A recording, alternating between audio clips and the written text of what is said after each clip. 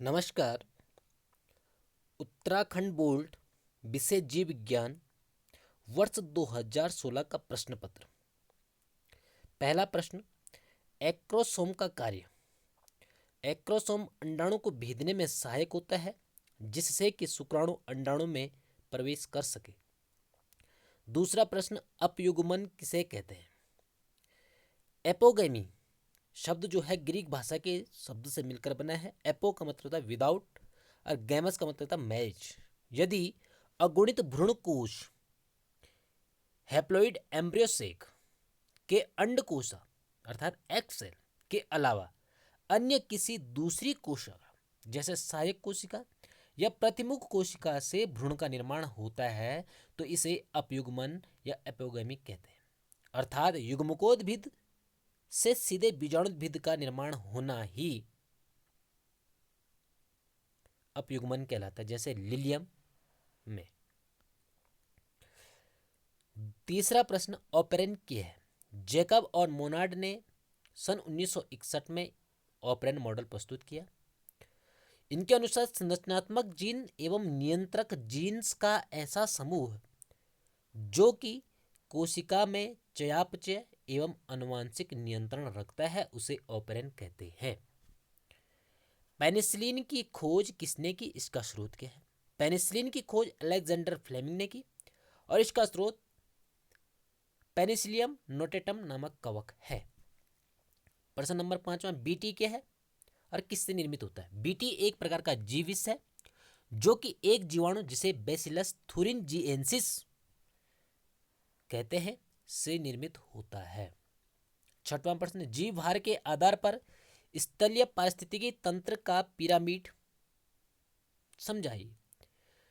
तो जीव भार के आधार पर स्थलीय पारिस्थितिकी तंत्र का पिरामिड हमेशा सीधा होता है क्योंकि उत्पादकों का जीव भार सबसे अधिक होता है जिसको चित्र के माध्यम से दिखाया गया है।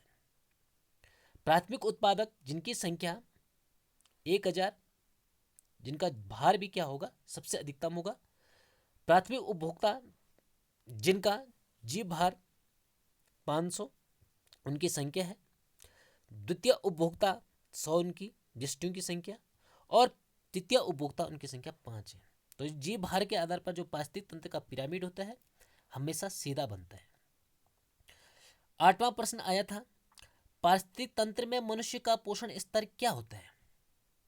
मानव सर्वभक्षी है और शाकाहारी के रूप में वह दूसरे पोषण स्तर पर होता है और मांसाहारी के रूप में तीसरे पोषण स्तर पर होता है।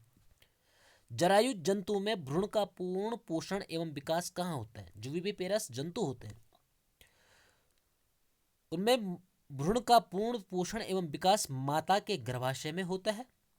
यह मां और भ्रूण के बीच एक शारीरिक संबंध जिससे अपरा या प्लेसेंटा के बनने से होता है। प्रश्न नंबर 10वां, एक पुष्पी पादप की वर्धी कोशिका में गुणसूत्रों की संख्या 24 है तो निम्न भाग में गुणसूत्र की संख्या होगी। पत्रदल पेटल में 12 होंगे, बीजाणु मात्र कोशिका में 24 और द्वितीयक केंद्रक में भी 24 होंगे और भ्रूणपोष में 36 होंगे।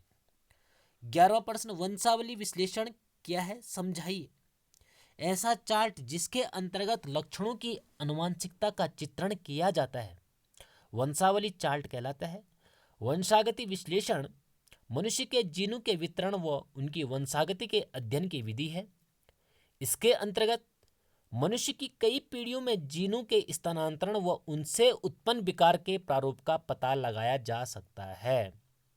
मानव आनुवंशिकी में वंशावली अध्ययन एक महत्वपूर्ण उपकरण होता है जिसका उपयोग विशेष लक्षण, असामान्यता या रोग का पता लगाने में किया जाता है। प्रश्न नंबर 12, प्रतिजन तथा प्रतिरक्षी एंटीजन एंड एंटीबॉडी में क्या अंतर है?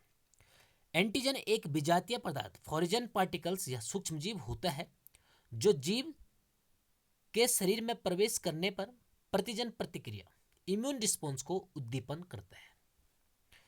प्रतिरक्षी बड़े व जटिल प्रोटीन के अणु होते हैं। एंटीजन प्रोटीन के अतिरिक्त कार्बोहाइड्रेट, न्यूक्लिक अम्ल और विभिन्न प्रकार के लिपिड्स के बने हो सकते हैं जबकि एंटीबॉडी प्रोटीन की ही बनी होती है। एंटीजन एक सुरक्षात्मक प्रोटीन नहीं हो सकती है, क्योंकि यह केवल एंटीबॉडी को सुरक्षात्मक प्रोटीन बनाने हेतु प्रेरित करते हैं, जबकि एंटीबॉडी एक सुरक्षात्मक प्रोटीन है और जो एंटीजन से प्रेरित होकर यह आवरण को बनाती है। प्रश्न नंबर 13, प्लाज्मोडियम के जीवन चक्र में पोषी के किन अंगों में निम्न घटनाएं होती हैं? इसमें शरीर के अंग और परपोषी का नाम दीजिए। तो लैंगिक जनन शरीर का अंग आंत में, एक गट ऑफ मॉस्किटो एंड परपोसिस में मादा एनोफ्लिज मच्छर है। लैंगिक जनन की अवस्था प्लाज्मोडियम की मच्छर के आंत में होती है। दूसरा पूछा सिग्नेट रिंग स्टेज शरीर का अंग आरबीसी और परपोसिस में मनुष्य। जो सिग्नेट रिंग स्टेज चरण होता है, ये आरबीसी और ट्रोपोजोइट्स के बीच का चरण होता है। मेरोजोइड लार्वा एक ट्रोपोजोइट में विकसित होता है जो आरबीसी के हीमोग्लोबिन पर भोजन करके बढ़ता है। तो ये सिग्नेट रिंग स्टेज मनुष्य में होती है प्लाज्मोडियम की। तीसरा पूछा था युग्मक जनन शरीर का अंग अंतड़ियों की दीवार और परपोषी मच्छर। युग्मक जनन की अवस्था जो होती है प्लाज्मोडियम की मच्छर के अंतड़ियों की दीवारों पर होती है। चौथा पूछा था इसमें घ हीमोजोइन का निर्माण। हीमोजोइन एक विषैला पदार्थ होता है जिसका शरीर का अंग रक्त है। प्रपोषी मनुष्य के रक्त में होता है। 14वां क्वेश्चन पूछा था मेटास्टेसिस क्या होता है? दुर्गम ट्यूमर की कोशिकाएं तेजी से विभाजित और वृद्धि करती हैं। इस कारण वे पोषक पदार्थों के लिए सामान्य कोशिकाओं से स्पर्धा करती है और उन्हें भूखा मारती है। इस प्रकार की ट्यूमर की कोशिकाएं रुधिर द्वारा अन्यत्र स्थानों पर पहुंच जाती हैं। ये कोशिकाएं जिस स्थान पर जाती हैं वहीं पर नई ट्यूमर बनाना प्रारंभ कर देती है। यह गुण मेटास्टेसिस कहलाता है। 16वां प्रश्न सूक्ष्म प्रवर्धन द्वारा पादपों के उत्पादन के मुख्य लाभ। ऊतक संवर्धन द्वारा हजारों की संख्या में पादपों को उत्पन्न करने की विधि सूक्ष्म प्रवर्धन कहलाती है और इस विधि द्वारा अत्यंत ही अल्प अवधि में हजारों पादप तैयार किए जा सकते हैं। इस विधि द्वारा रोग ग्रसित पादपों से स्वस्थ पादपों को प्राप्त किया जाता है। 16वां प्रश्न पूछा गया था प्राथमिक एवं द्वितीयक वाहित मल उपचार के बीच पाए जाने वाले मुख्य अंतर बताइए, कौन से हैं? 17वां था वैश्विक उष्णता की परिभाषा दीजिए और इसके वृद्धि के 2 कारण बताइए। 18वां पूछा था घास पारिस्थितिक तंत्र में खाद्य जाल को समझाइए।